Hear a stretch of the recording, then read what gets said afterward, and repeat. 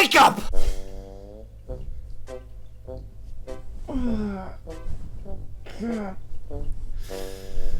What do you want? It's 1 p.m. and you still haven't gotten out of bed. You haven't even cleaned your room in days. Look at this mess. And don't even get me started on the stench. Ugh. Look at this.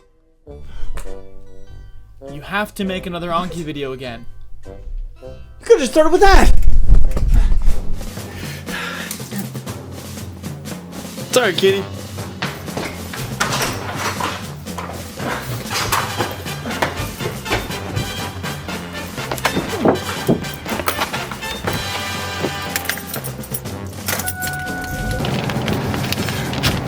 Let's drive. Did you seriously fall back asleep? Oh my god!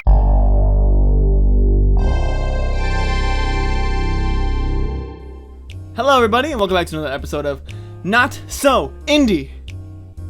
Today we're going to be talking about Anki again, as you couldn't already tell by the as if you couldn't already tell by the thumbnail and the name of the video.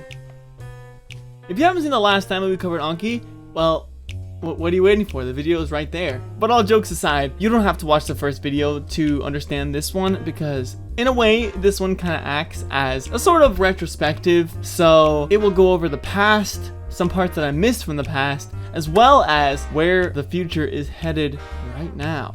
And this may quite possibly be the last time we see Anki all together. Before we start this video, I want to give a huge thank you to LJ2 for real. Without their help, this video would have ended up completely differently. I linked their channel in the description so you guys can check them out. So buckle up, because this one is gonna be a ride. Get it? Anybody?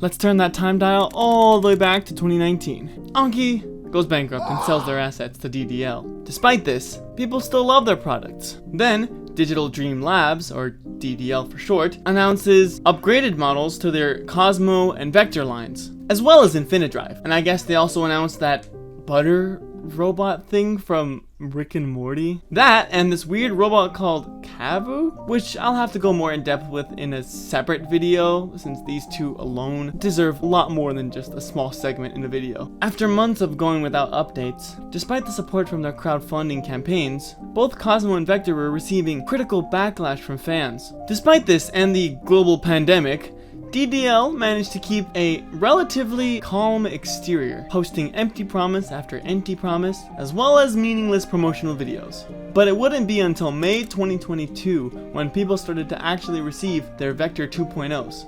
But by then, reports were emerging that DDL was in some financial trouble, leading to many employees leaving, especially those who were key personnel. The conditions and pay were so bad that it led to one employee taking matters into his own hands, and he went out of his way to smash an entire section of the DDL servers. This promptly led to their termination, of course. On top of that, the chief technology officer also left around this time. They hired a new CTO, and for an unknown reason, he decided to lock everybody out of their work, basically preventing anybody from accessing the servers, leaving workers confused and even asking themselves if they even had a job anymore. People kept slowly trickling out of the company until one day in July 2023 when the DDL servers were shut down for good, leading many to believe that this was the end of DDL.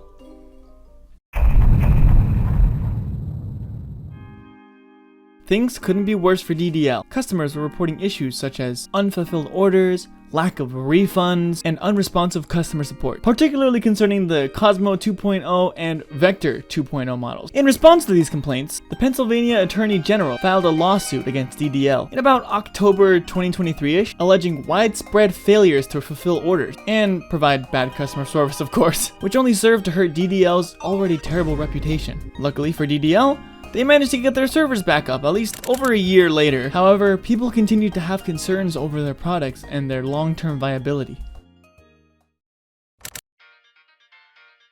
And that takes us to January 2025. The reason why I focus on January 2025 is because this date marks the first time that we've seen a real shift in the company since before all the lawsuits and before all the complaints. Somehow, through pure determination, DDL is still managing to pull through. With less than 20 employees under their belt, and without an office to their name, they're still in this fight. Well, at least for a little bit longer. And this is where things get interesting.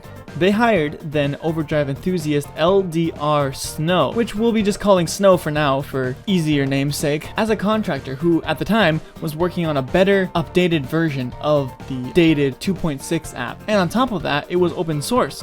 But before we go a little bit more in depth into that, I kind of want to go over the history of the Overdrive app, as this next part would be a little bit confusing without a bit more context. So let's turn the time dial all the way back to 2019 again to before Anki was acquired by DDL. The latest version of the Anki Overdrive app was 3.4. Once Anki was no more, they removed everything relating to the app on every single platform, essentially erasing 3.4 from existence. So, DDL, needing something to work off of, found a version deep inside of Anki's library of files, and they found version 2.6 for Apple devices only. So, because DDL didn't really have any other options, uploaded version 2.6 on App Store. Since it was the most reasonable option, and because they weren't making as much money at the time, they decided to paywall it, at least until they can rework the app to be more widely available. But since they didn't have the people to build a new version, they just kept 2.6 up for years. Okay, so now that we're all caught up, let's resume our story from before. LDR Snow, or just Snow, was hired to rework 2.6 into something a little more modern for every platform. Unfortunately, this is where things start looking a little bit bleak. According to Snow themselves, they were treated poorly by DDL, being severely underpaid and under an immense pressure from DDL. They were forced to rush 4.0, which is the version number of the newest Overdrive app. It definitely didn't help that Snow is a minor, so all this pressure led to a very lackluster release. 4.0 was missing a lot of features, while also being incredibly buggy, and to some people, just outright unusable. Although DDL did allow Snow to continue publishing bug fixes for this version, ultimately, DDL had made the executive decision to cut ties with this version and remove it completely from every platform.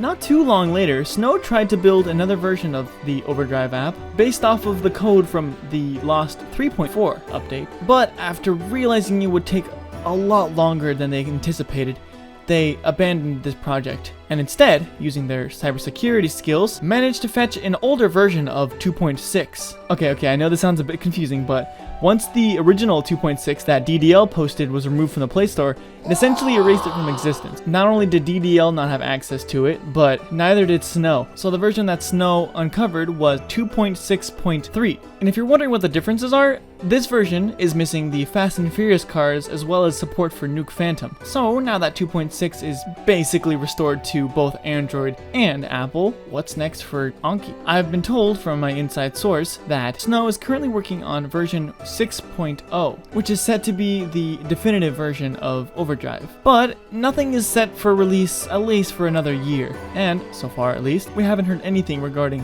Overdrive or any other successors. So unfortunately, that looks like it's just going to be it for today's video. If there's any updates, I will let you know. But wait! This isn't the last you've seen of me. There's gonna be another Anki video coming up soon where I talk about all things lost and forgotten. That's right, it's gonna be another Not So Indie, but this time we're gonna be covering Anki's forgotten/lost tech. I've been your host, Zelbeb, and I'll see you in the next one.